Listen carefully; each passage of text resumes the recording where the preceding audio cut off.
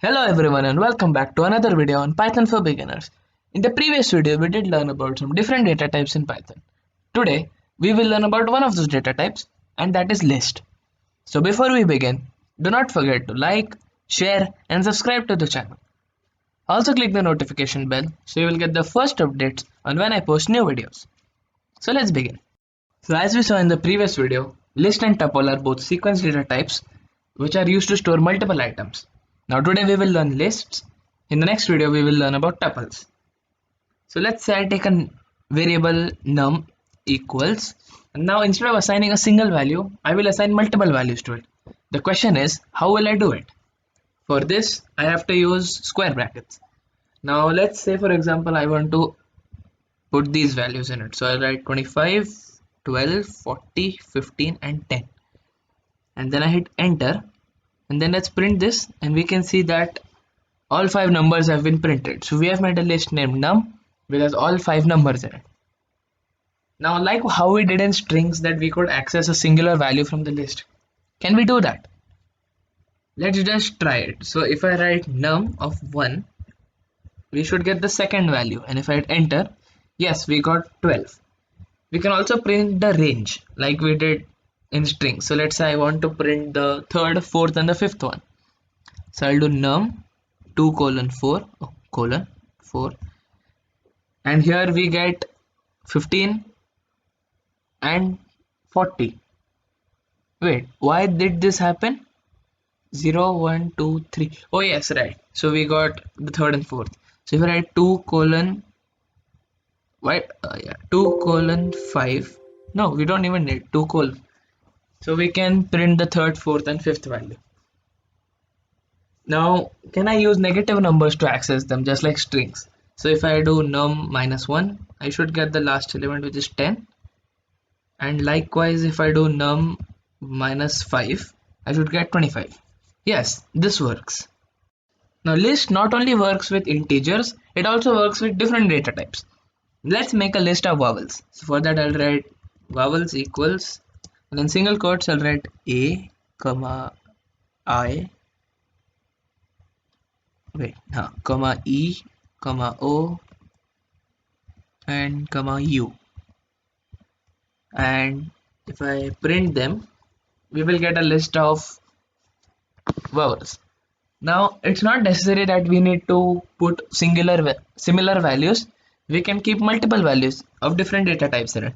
So I'll make a list called S, and let's say I add, for example, 10.8. Let's take a name Jack and maybe 80. So no errors. Let's print it. We have a list which has one integer, one float and one string, and this is working. Let's try to make a list of lists. So I'll make a list called things, and in this list I want all these 3 lists, the above lists. So I'll write num, comma vowels, comma s. I hit enter and no errors. That means it should work. Let's try to print it, and yes, it works. So we have a list which has 3 different lists in it. Now that's great. Let's try to do some different functions with list. So let's say we have num dot, and if I wait for some time, I guess you can see, but if you can't, I will just put a photo of it. We can see different functions in the pop-up. So if I just put my arrow key up and down, we can see that we have different functions like sort, reverse, remove, pop, etc. Now this shows different functions that we can use with lists. Let's just use a few of them. So suppose I use append. I'll do num.append, and inside I'll write 50 and I hit enter. Now what does append do? It adds the value at the end of the list. So if I now print num, we can see that 50 is added to the end of the list. What else?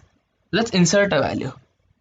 So I'll write num.insert, and in this, first I will write the index number, which is, let's say I want to add it at the first element. So I'll do 0, and then I will add a value, let's say 1.